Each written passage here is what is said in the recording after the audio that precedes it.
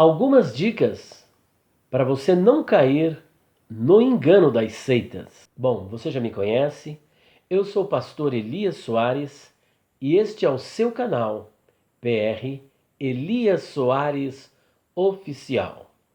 Antes de prosseguirmos na gravação deste vídeo, eu gostaria de convidá-lo para compartilhar os nossos vídeos, deixar o seu comentário, o seu like, ativar as notificações e se você ainda não se inscreveu, esta é uma ótima oportunidade para você se inscrever no nosso canal.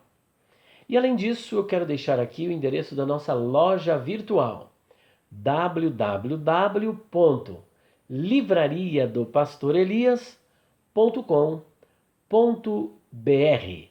Nós temos também a nossa loja física. Nós temos recebido muitos amigos do YouTube na nossa livraria e eu gostaria de receber você também. O nosso endereço da livraria física, que é a Livraria do Pastor Elias, fica na Rua Conde de Sarzedas, número 160, loja 27, no bairro da Liberdade, em São Paulo. Qualquer dúvida é só ligar no 0 operadora 11 94901 6633. Bom, posto isso, nós vamos agora para o nosso vídeo. E o nosso objetivo é dar para você algum suporte para que você possa se defender das estratégias, das seitas, alguma dica para você não cair na artimanha, na engenhosidade dos sectários, porque eles têm muitas artimanhas. Nós não vamos esgotar o assunto, vamos dar aqui apenas algumas dicas. Depois, quem sabe, num próximo vídeo a gente pode estar apresentando outras dicas. Mas essas dicas aqui são dicas que eu tenho aprendido no meu dia a dia de debates, tanto na televisão, no rádio, pela internet e também tete a tete, porque alguns eles vão até a minha livraria lá para fazer alguns debates. Quando eu estou disposto, tudo bem. Agora, quando a gente não está, quando eu não estou muito disposto, às vezes estamos cansados, então não tem debate realmente. Mas de vez em quando o circo pega fogo lá, viu? E a gente vai aprendendo, porque cada debate, cada pessoa é um debate diferente, porque cada pessoa tem uma estratégia, tem uma maneira de agir diferente. Então não pense porque você se deu bem com uma pessoa que você vai se dar bem com todas as pessoas usando a mesma tática ou usando esses mesmos suportes. É importante que você estude a pessoa, o perfil do temperamento dela, a estratégia. Por exemplo, você vai debater com um camarada que ele é sarcástico, zombador, ele gosta de ironizar para poder te desqualificar. É uma maneira de debater diferente. Outro é agressivo, fala demais, e aquilo te impressiona e você fica intimidado, né? Outro é mentiroso mesmo, conta umas mentiras, diz coisas que realmente não existem, ele inventa porque ele é o debate pelo debate. Então tem aquelas pessoas que não estão preocupadas em ensinar a verdade. Elas mentem, inventam histórias, criam, porque elas querem sair dali. Eu venci, consegui, cheguei lá. Não é nada disso. Em todo debate, tem em primeiro lugar em mente o seguinte, que você está lidando com uma pessoa e o seu objetivo é ensinar a verdade. Então, mesmo que você perca o debate, mas não entre pelo caminho da mentira, do engano. Porque Deus não precisa da nossa mentira. Deus não precisa do nosso engano. A verdade somente a verdade, porque nada podemos contra a verdade, senão pela verdade. E a verdade liberta. Então vamos ficar na verdade, até que alguém prove biblicamente, como disse Lutero, né? Eu me retratarei desde que me convençam biblicamente. Então permaneça na verdade, como Paulo disse para Timóteo. Tu, pois, meu filho, permanece naquilo que tens aprendido.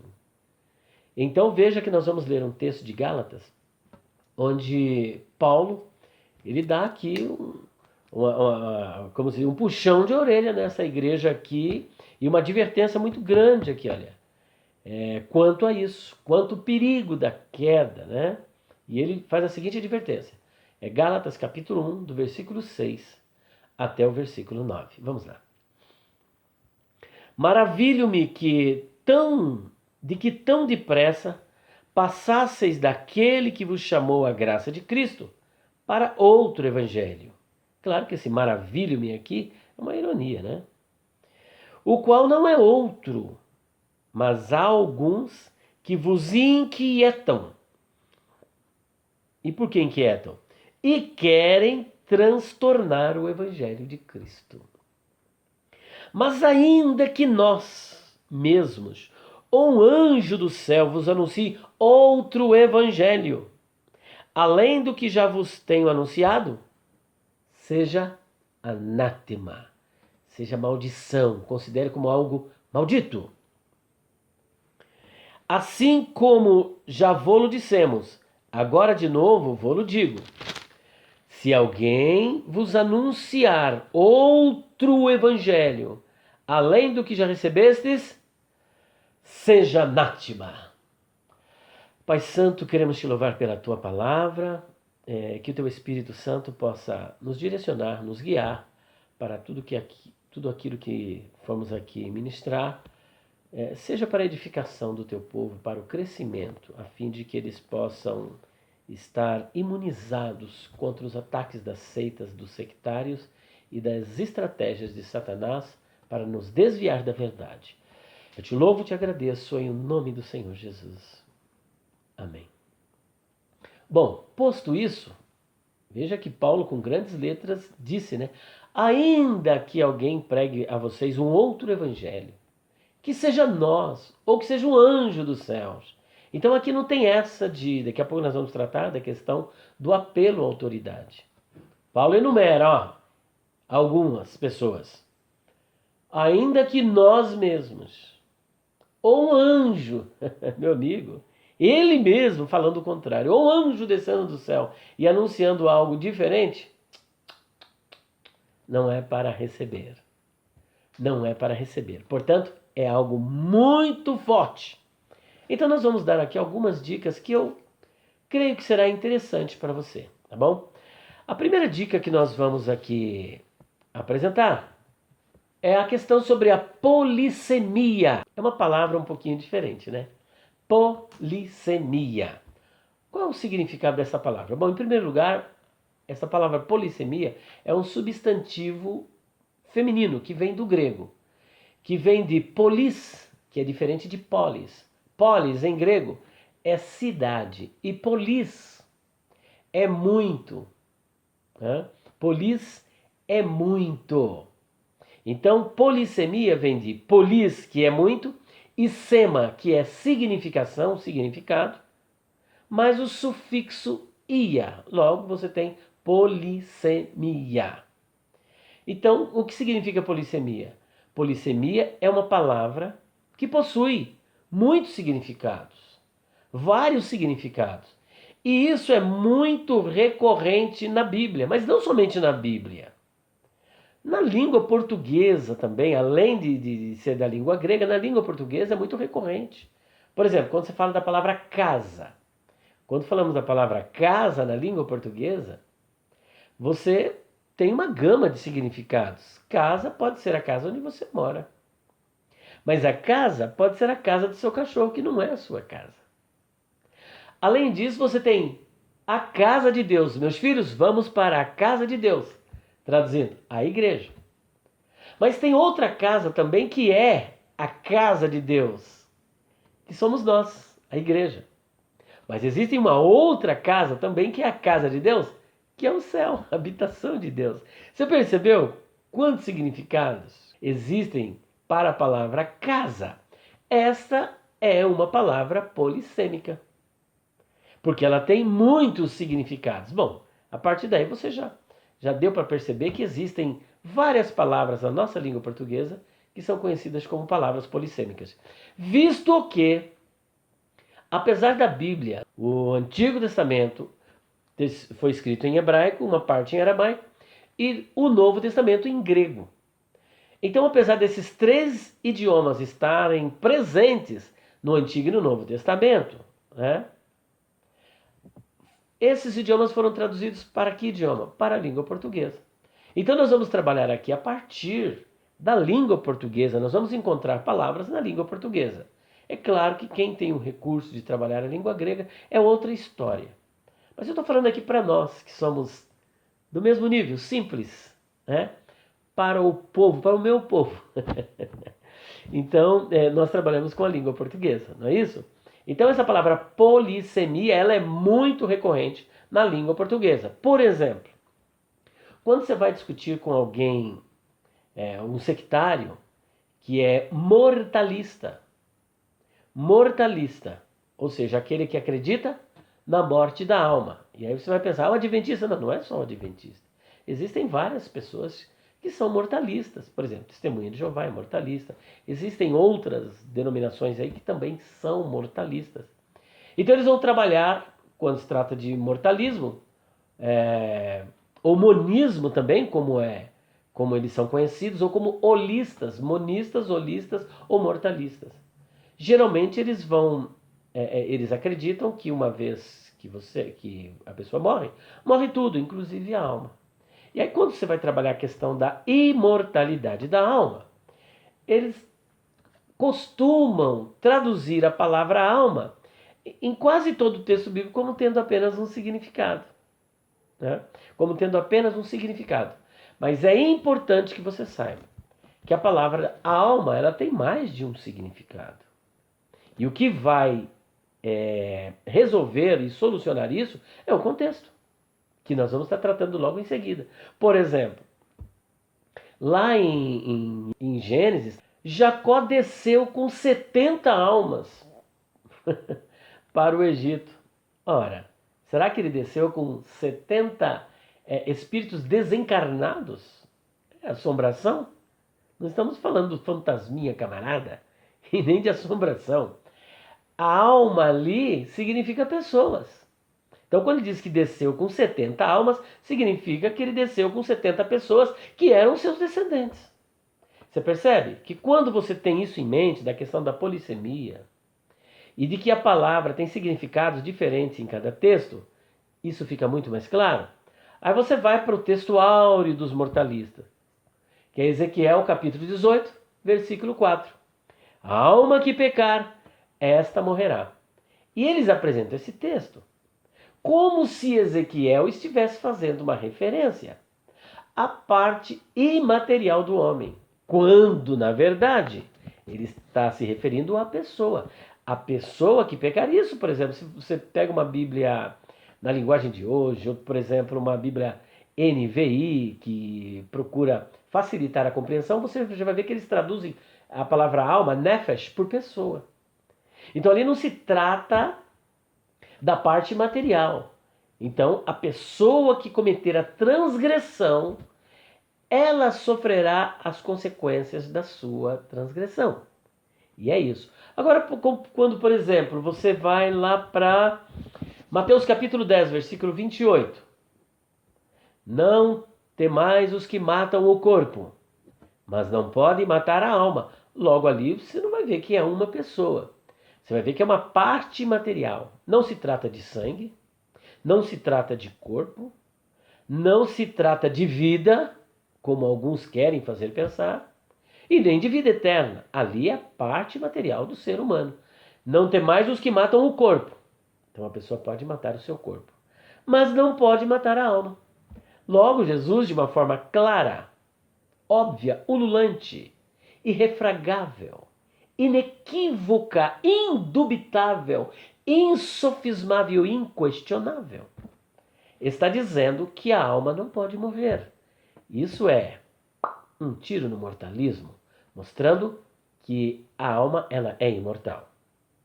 Aí eles vêm com a segunda parte. Mas temam mas temais aquele que pode fazer perecer no inferno, tanto o corpo quanto a alma. Aí é outra história, a palavra perecer, apólime, que também é uma palavra ali polissêmica, porque apólime dentro desse texto significa destruir, perecer. Significa também, por exemplo, uma pessoa que espiritualmente está totalmente distante de Deus. Então é uma morte espiritual no sentido de distanciamento de Deus para sempre. Distanciamento de Deus. Então, esta alma, ela está morta do ponto de vista espiritual porque não tem comunhão com Deus. Então ela pereceu neste sentido, mas não que ela deixou de existir. Ela continua existindo. Portanto, vimos aí que é só você examinar a palavra, se ela é polissêmica ou não polissêmica, e não permitir que o sectário venha dar o mesmo significado em todos os textos, porque existem palavras polissêmicas, ou seja, com sentidos diferentes de acordo com o texto e o contexto. Bom, posto isso, nós vamos partir agora para um outro assunto. Dessas dicas para você não cair no engano das seitas, nós temos ainda a questão do contexto. Que existem muitas pessoas que isolam o texto do contexto e querem que aquele texto também tenha o mesmo significado. Tá entendendo? Aquele mesmo significado. Então, naquele texto tal, naquele livro tal, esse texto aqui significa isso. Então, nesse outro tem que significar a mesma coisa? Não. Não podemos isolar o texto do contexto. Dependendo do contexto, aquele texto pode ter um significado diferente. Aquela palavra pode ter um significado diferente. Aquela frase pode ter um significado diferente. Um exemplo que eu quero passar aqui é sobre o contexto. Lá em Gênesis 6, versículo 2 e versículo de número 4. E por falar em contexto, você deve levar em consideração, por exemplo, o que vem antes daquele texto que você está lendo e o que vem depois. E muitas vezes você tem que levar em consideração o capítulo todo. Será que aquele texto não está... A pessoa não está isolando dentro do contexto? De repente aquele capítulo não tem nada a ver com aquilo, né? Ou também o contexto é um contexto mais distante, mais remoto. Dentro do livro, qual o significado daquele texto dentro do livro? Você quer ver um texto interessante que eu já apresentei? É Gênesis 6, 2 e 4. Lá diz o seguinte: e viram os filhos de Deus que as filhas dos homens eram formosas e tomaram para si mulheres. Alguns chegam a pensar que naquele texto, não somente do 6.2, mas do 6.4, esses filhos de Deus, que é uma expressão hebraica assim, Bnei Ha-Elohim, que os filhos de Deus, dentro do texto de Gênesis, capítulo 6, versículo 2 e 4, se tratam de anjos. Mas quando você vai examinar todo o capítulo, e mesmo o capítulo 4, capítulo 5, capítulo 6, capítulo 7, capítulo 8, capítulo 9, capítulo 10, 11, 12, você não encontra anjos ali. Não tem lugar para anjos, né? Então, eles isolam o texto do contexto. Porque em Jó, por exemplo, em Jó capítulo 1, versículo 6, a expressão Bnei Ha-Elohim está presente e significa anjos. Jó capítulo 2, versículo 1, a expressão Bnei Ha-Elohim está presente e significa anjos. Jó capítulo 38, versículo 7, aparece novamente Bnei Ha-Elohim e significa anjos. E depois, lá em Daniel capítulo 3, versículo 25, não aparece a expressão hebraica, mas o texto aramaico Barelachim, no capítulo 3, 25, que o Nabucodonosor viu o quarto homem que era semelhante ao filho dos deuses. Ali também é anjo. Então, por conta destas passagens paralelas, então, ali em Gênesis 6.2, significa anjos. Mas quando você lê o capítulo todo de Gênesis 6 e os capítulos precedentes, capítulo 4, capítulo 5, e os capítulos posteriores, capítulo 7, capítulo 8, capítulo 9, você não encontra lugar para anjo. A punição é para o homem, Deus se arrependeu de haver feito o homem. O problema é com o homem, toda a carne havia pecado, estava se afastado da presença de Deus. Então você só vai encontrar homem. Por esta razão, nós entendemos que ali não se trata de anjos, mas se trata de seres humanos. Até porque essa teologia mitológica, ela surgiu de um livro pseudoepígrafo, que é o livro de Enoque. E lá no livro de Enoque, os filhos desses anjos chegaram à estatura de 3.000 côvados. Já imaginou isso? E outro é um anjo, que é espírito, se relacionando com mulheres. É algo bem mitológico, da mitologia grega. Esses seres híbridos, homem misturado com anjo não é homem, é um ser híbrido. Então não se trata deste assunto. Então aqui é um exemplo de contexto. E você pode ver muitos outros textos. Então não isole o texto do contexto e nem permita que alguém isole o texto do contexto. Né? E as pessoas procuram então isolar, como por exemplo, Romanos 5,14. Porque a morte reinou de Adão até Moisés. Olha, a morte reinou de Adão até Moisés. Aí alguns, por exemplo, os defensores da suposta ressurreição de Moisés, vão dizer que ali é uma prova de que Moisés ressuscitou. Ora, se eles imaginarem que ali existem figuras de linguagem, existem sinédoques, né? Existem ali, por exemplo, outra figura de linguagem, a morte, o reino da morte, que é uma outra figura de linguagem, eles vão entender que neste caso não se trata de ressurreição de Moisés, não está contemplado no texto e nem dentro do contexto. Basta ler melhor o texto dentro do contexto e ele vai chegar a essa conclusão que é uma falácia criada pelos defensores da suposta ressurreição de Moisés. Bom, vamos correr porque daqui a pouco o vídeo vai durar 1 hora. Terceiro ponto, revelação progressiva.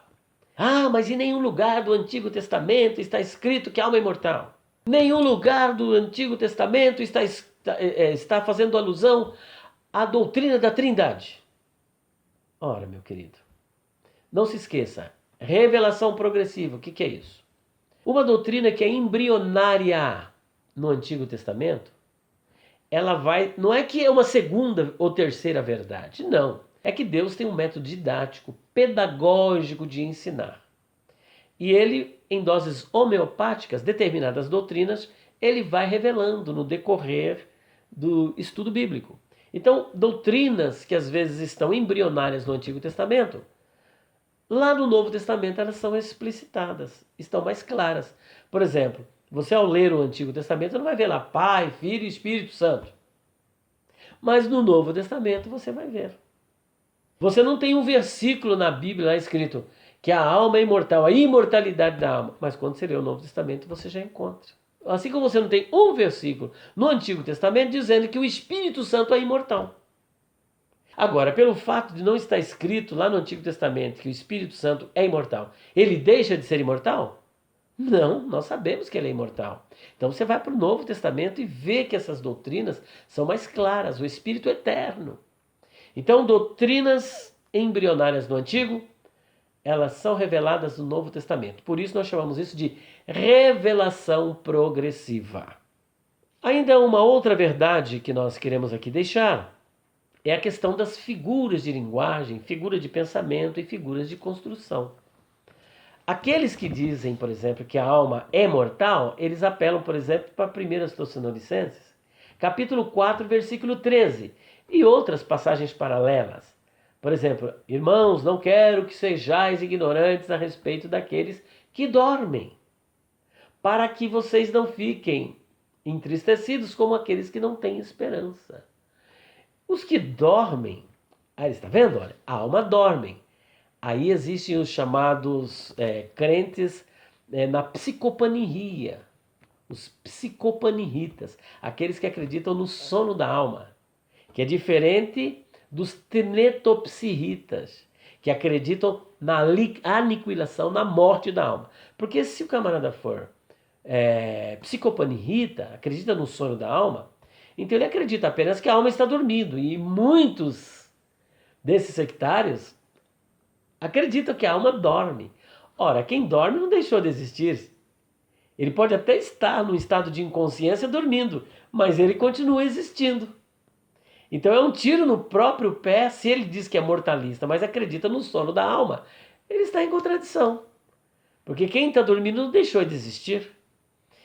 Portanto, quando você analisa essa palavra, dormir, ela é uma figura de linguagem, faz parte da estilística, de uma parte da gramática, que significa eufemismo. Eufemismo é uma forma de abrandamento. Eu não quero dizer que a pessoa morreu, porque isso você já imaginou? Olha, seu irmão acabou de morrer. É chocante. Mas você pode dizer o seguinte, olha, ele está nos braços do Pai. É a mesma coisa. Ele está nos braços do Pai. Ele partiu para o paraíso. ele está com os anjos, ele está no céu.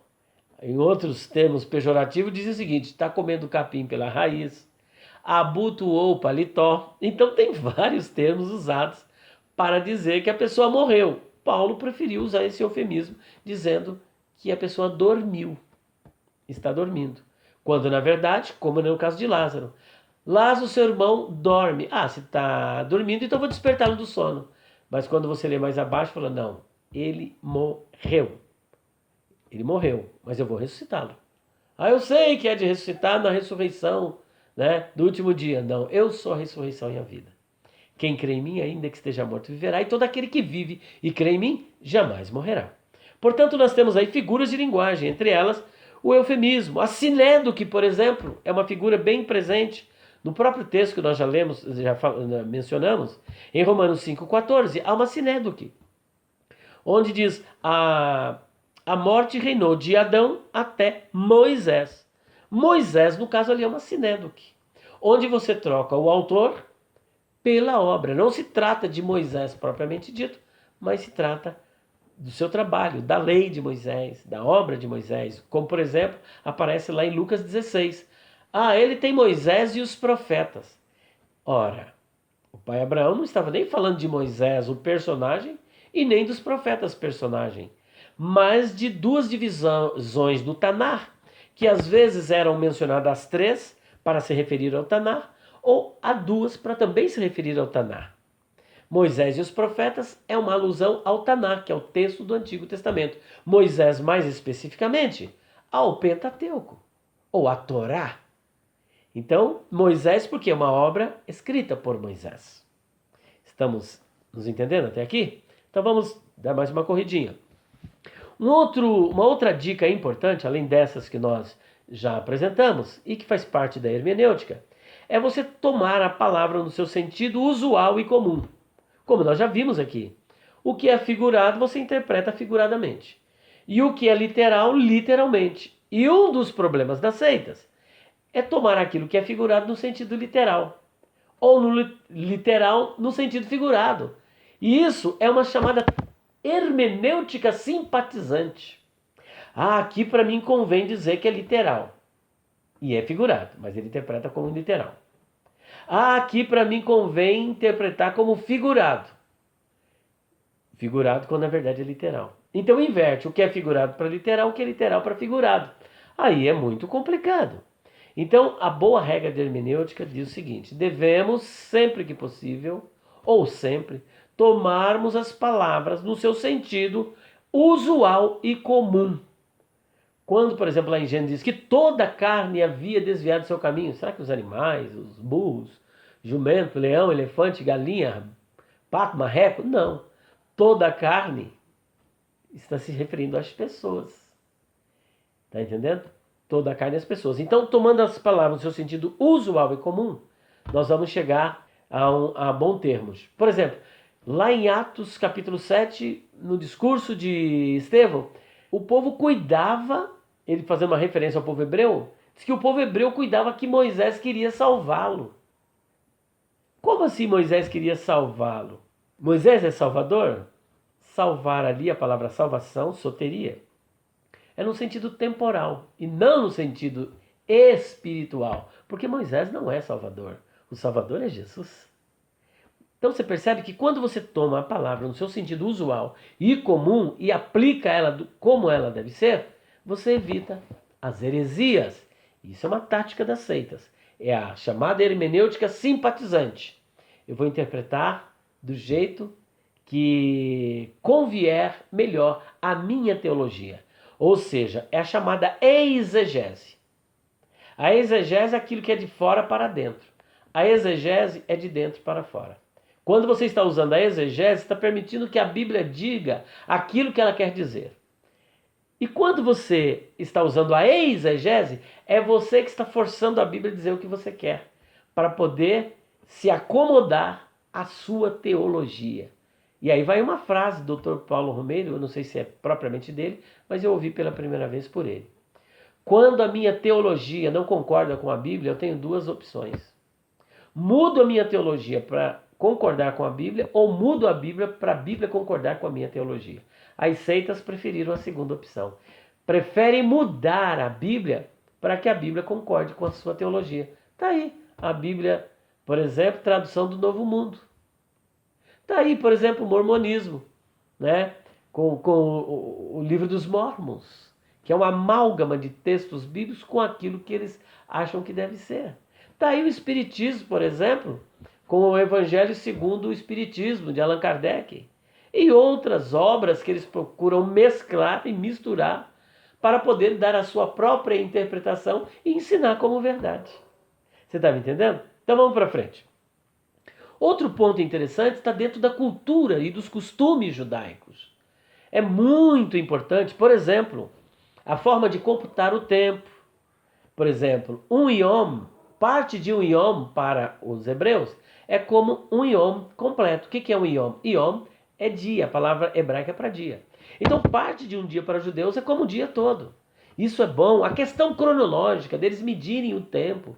Jesus diz, assim como Jonas esteve 3 dias e 3 noites no ventre do grande peixe, ou no ventre da baleia, importa que o Filho do Homem esteja 3 dias e 3 noites no centro da terra. Se você analisar o modo como os judeus computavam o tempo, toda a aparente contradição se desfará. E aí vem os ateus, os céticos, os materialistas, os agnósticos, tentando dizer que a Bíblia está em contradição, mas não levando em consideração a maneira como os judeus computavam o tempo, como eles mediam o tempo. E fora isso nós temos, por exemplo, o chamado semitismo ou hebraísmo. Por exemplo, amei Jacó e odiei Esaú. Como assim amei Jacó e odiei a Esaú? Amar e odiar trata-se de um hebraísmo, quando na verdade amar e odiar significa preferir um no lugar de outro. Deus tem um plano, por exemplo, tinha um plano e que dentro desse plano quem se enquadrava? Jacó. Agora não significa que ele odiou Esaú no sentido de eu escolhi Jacó para ser salvo e Esaú para ir para o inferno. Não. No plano salvífico, no plano messiânico, no plano da redenção, na linha messiânica, né? Ele preferiu Jacó. E tanto é verdade que o Messias vem de Jacó. Por exemplo, vem de Judá. Jesus é conhecido como Jesus, filho de Davi, que era da tribo de Judá.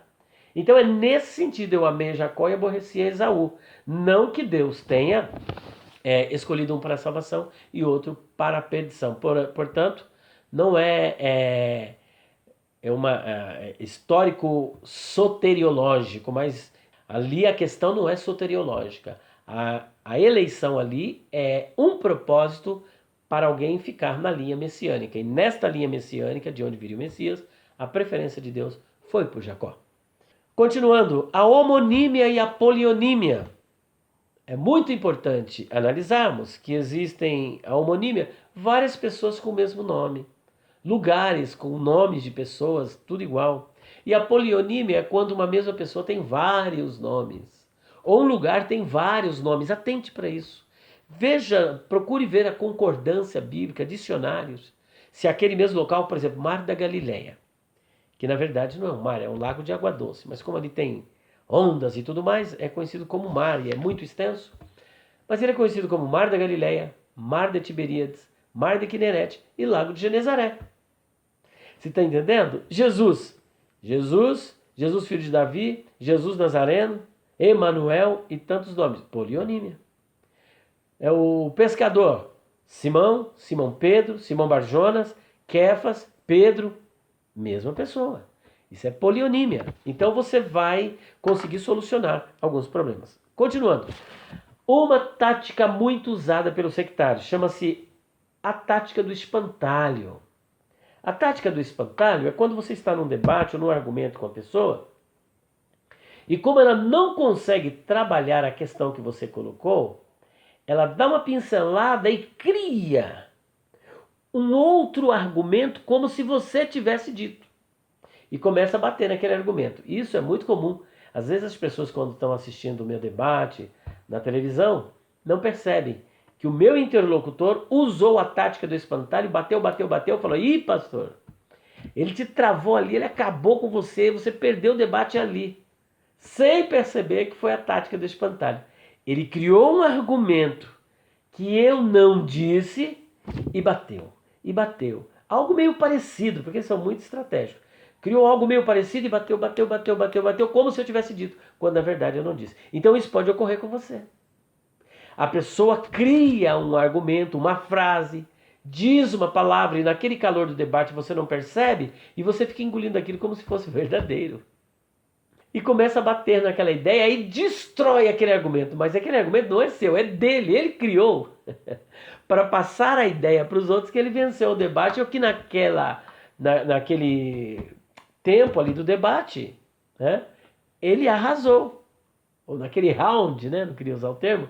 Naquele round, ele arrasou, quando na verdade ele criou um espantalho. Então tome muito cuidado com a tática do espantalho. Observe se aquilo que ele está falando contra, batendo, se foi realmente você que disse, ou se é ele que criou, ele deu uma desviada do assunto, só para poder enrolar e dizer que respondeu, quando na verdade ele não respondeu e criou um espantalho. Outro sim, a tática do monkey jump. Mas a tática do monkey jump qual é? O monkey jump é o macaco pulador. Você travou a pessoa aqui num texto bíblico, o que ele faz? Ele pula para outro texto, depois pula para outro texto. Isso dá muito em debate internet, onde tem grupos. Horrível. Quando tem um monte de mestres. Porque na internet todo mundo vira doutor, mestre, pós-graduado, especialista, pastor, conselheiro. Oh, meu Deus do céu. E aí, aquele monte de pessoas está argumentando.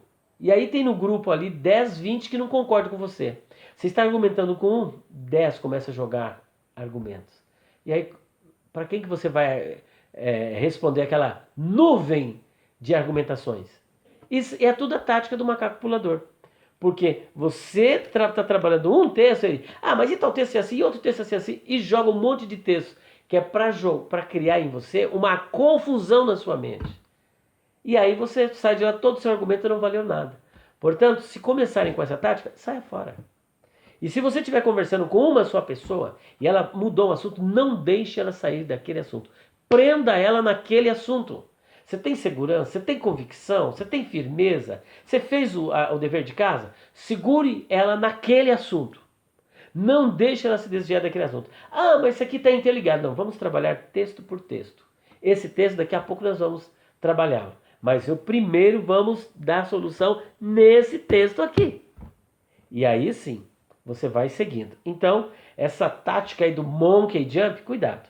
Macaco pulador. O camarada está pulando de assunto, está com um assunto, daqui a pouco pula para outro. Então não entre nessa. O apelo cronológico, eu ainda não vi, isso aqui é um neologismo. O que é o apelo cronológico? A pessoa tenta desqualificar aquilo que você crê, ou seu argumento, com o seguinte argumento: mas essa ideia que você está defendendo, ela só tem 200 anos. Durante os 2000 anos de história, ou 1800 anos antes desse argumento, como é o caso, por exemplo, do arrebatamento secreto, que eu acredito, que a igreja será arrebatada secretamente. Somente os salvos verão. Os ímpios, os rejeitados, os deixados, porque quiseram ser deixados, não terão privilégio de ver o Senhor Jesus voltando para arrebatar a sua igreja. Arrebatamento da igreja é somente para salvo. Tá entendendo? Então é somente para salvo. Aqui o apelo à cronologia. Mas essa doutrina é dispensacionalismo, doutrina do arrebatamento secreto, ela surgiu há 200 anos atrás. Os reformadores não pensavam assim, os pais da igreja não pensavam assim, na escolástica, não sei o que, na história. Meu querido, não importa, a revelação ela é progressiva e todos nós somos dependentes do Espírito Santo. Ele pode trazer uma iluminação, não uma nova revelação, mas ele pode, aquele texto que está obscuro, ele pode esclarecer. Pode trazer um novo entendimento. A pessoa leu aquele texto, mas não teve esse entendimento. O Senhor pode revelar, não uma doutrina nova, mas que já está na Bíblia, mas que muitos não conseguiram perceber. Não é um problema. Tem coisas que a gente não sabe. Está uma incógnita. O que significa isso? Olha, não sabemos. Pode ser isso. Mas, de repente, o Senhor pode iluminar e a pessoa, não, isso é isso, isso e isso. E aquilo ficar como uma doutrina, como é o caso do arrebatamento secreto. Então, esse apelo cronológico, cuidado com ele. Não interessa. Quer dizer que, então, uma doutrina que foi cunhada há 2000 anos ela é válida. Quantos anos tem algumas doutrinas espíritas, católicas, budistas, islâmicas? Então, passa a ser verdade? É o tempo de casa que faz uma doutrina ser verdadeira? Ora, se está na Bíblia e alguém não conseguiu entender, é uma coisa, né? Agora, se está na Bíblia e posteriormente o Senhor trouxe luz, revelação dentro daquele texto, ora, não importa se faz 2 meses, é uma tese que está sendo apresentada e deve ser apreciada. Então, esse argumento cronológico, não dê ouvido para ele. Isso é para tentar te desqualificar. O penúltimo, o apelo à autoridade. Apelo à autoridade. Ah! Isso aqui quem falou foi fulano de tal. Normalmente, quando vão falar de contra a imortalidade da alma, Oscar Cullmann, grande teólogo, não acreditava nisso. Outro grande teólogo é o autor daquele livro lá, A Cruz de Cristo, John Stott. John Stott, mas se esquecem que John Stott, antes de morrer, abandonou o mortalismo, o aniquilacionismo e voltou para a doutrina verdadeira. Aí é que está. E quando leem, por exemplo, Oscar Cullmann não diz o que estão dizendo.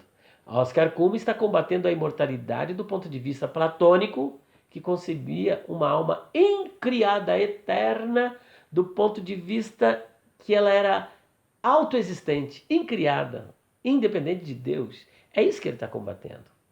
Então, apelo à autoridade. Ah, o Dr. Champlin. Opa, pera um pouquinho. Um ótimo comentarista, como eu já disse. O comentário dele excelente, muito bom. Porém, tem algumas observações heterodoxas que nós devemos ter cuidado. Então não é tudo que ele diz que está tudo certo. E outra, o próprio Paulo disse, ainda que nós mesmos, ou um anjo do céu, apresente uma doutrina diferente daquela que já está escrito, é anátema. Então não interessa, esse apelo à autoridade pode ser o anjo Gabriel, desceu aqui, falou o contrário que na Bíblia, e que está na Bíblia, não interessa. Pode ser o arcanjo Miguel, Gabriel, seja quem for. Não dê crédito. Vamos ficar na palavra.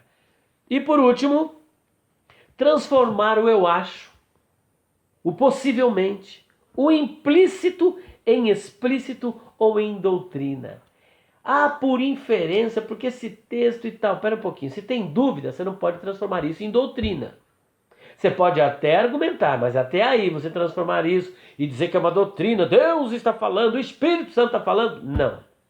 Você tem que ter o testemunho claro das Escrituras Sagradas. Amém? Se não está claro no Antigo, vai estar claro no Novo. Se não tem um texto no Antigo, vai ter um texto no Novo. Então, não formar doutrina. Agora, se é duvidoso, procure um outro argumento. Fala, olha, eu penso que é assim, não está claro. Mas olha, eu penso, eu acho, mas não transforme isso em doutrina. Não transforme o implícito no explícito. E nem eu acho numa doutrina. É muito comum as seitas fazerem isso para tentarem solidificar a sua doutrina, a doutrina que eles mesmos construíram. Ok, posto isso, então nós vamos encerrar por aqui, deixando essas dicas para você não cair no engano da seita. Só que antes, porém, eu quero fazer uma promoção bem rápida para você. Eu estou aqui com esta obra, olha. Acho que dá para ver, né? Essa grande obra. Estudo da Bíblia, a Bíblia em áudio. A Bíblia em áudio. São 13 CDs. Olha só, 13 CDs da Bíblia em áudio. 13 CDs, mais um livro de apoio. 13 CDs e um livro de apoio. Quem preparou essa obra foi um hebraísta, especialista no grego, hebraico, aramaico, um poliglota, doutor, professor, mestre Luiz Saião. Ele é pastor, diretor de várias faculdades teológicas, entre elas a Batista de Perdizes e também o Seminário Teológico do Sul, uma coisa assim, Batista do Sul. Ele lê o texto, de Gênesis a Apocalipse, livro por livro, capítulo por capítulo, ele faz a leitura do texto, depois ele explica o texto, e junto com outro pastor, se eu não me engano, o pastor Beltrão, eles interagem, o pastor Beltrão fazendo perguntas e ele respondendo. Qual é a idade do universo e da Terra? A teoria do intervalo que existe ali em Gênesis 1 e 1 e 2. A questão da criação, dos antediluvianos. A questão do evolucionismo, do criacionismo, teoria do Big Bang. Então ele vai trabalhar cerca de 2.500 respostas nesta obra. 2.500 respostas. São mais de 200 horas de áudio. Você pode descarregar no seu computador, depois para o seu celular e ouvindo no seu tablet, não sei. Você pode também estar descarregando para você estar ouvindo no seu iPad, no seu iPhone. E olha, numa boa, ir aprendendo, ouvindo. Você vai para o trabalho, no metrô, no trem, no ônibus, ok? Ou você está ali de carona, você vai ouvindo, porque quem está dirigindo não pode perder a atenção, né? Mas quem está ali na carona vai ouvindo, estudando, aprendendo com um tradutor de Bíblia, coordenador de tradução de 4, 5 Bíblias ou mais, escritor, palestrante, Luiz Saião. Então essa obra é uma obra fantástica. Tem lugares aí que vendem a 300, 400, a editora vende por 270. É o preço, se você consultar essa editora, é R$ 270 essa obra. Só que hoje eu vou fazer por R$ 180. É a grande promoção, R$ 180. Só que tem mais uma novidade, Abigail. Já está incluso o frete. Já está incluso o frete para todo o Brasil, menos para outro país, porque fica bem mais caro. Mas para o Brasil, não importa onde você mora, vai chegar lá com frete incluso. E olha que tem lugar aí que o frete é caríssimo. Mas eu estou dando esse frete para você. Só que não para por aí. Você vai levar de presente o meu livro, Perguntas Difíceis de Responder, volume 1. Com quem se casou Caim? Onde esteve Jesus dos 12 aos 30? O que era o espinho na carne de Paulo? O que é blasfêmia contra o Espírito Santo e por que esse pecado não pode ser perdoado? Como Jesus poderia ter estado 3 dias e 3 noites no centro da terra se ele morreu na sexta-feira no finalzinho e ressuscitou no domingo pela manhã? Questão polêmica. Brinde para você. Esse é o grande brinde. Pergunta difícil de responder, volume 1. Portanto, essa é a grande promoção do dia. Mas para você estar recebendo essas duas obras, você vai ligar. 0 operadora 11 949 01 6633. 0 operadora 11 949 01 6633. Ou se você quiser, você pode ir lá na livraria do Pastor Elias, na Rua Conde de Sarzedas, número 160, loja 27, no bairro da Liberdade, em São Paulo. Portanto, está aí para você, no horário comercial também, dependendo do horário, 3101-3000. 3101-3000. Se não encontrar nenhum desses dois telefones, ainda tem 0 operadora 11 94626-3000. 94626-3000. Mas ligue para o 941-4901-6633. Que Deus abençoe vocês, em nome de Jesus.